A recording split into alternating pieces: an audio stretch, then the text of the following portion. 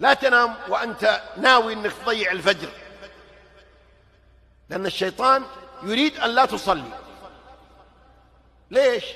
يحرص علشان يبول في أذن الإنسان. الشيطان متطور، ما يبغى يبول في الخلاء هناك، لا، بده يدور له حمامات، عربي ولا فرنجي. اي نعم. فإذا كانك بتنام عن صلاة الفجر لغم البعيد إبليس في مسامعه وبال فيه. تصور واحد يصبح في الصباح وده حمام بالإبليس، كيف تكون حياته؟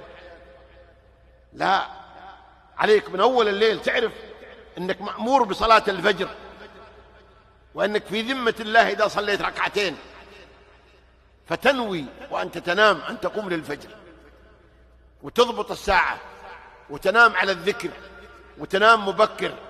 ومن يوم تسمع الأذان ما تقعد تمالي نفسك وانت على الفراش، لا، لأن الشيطان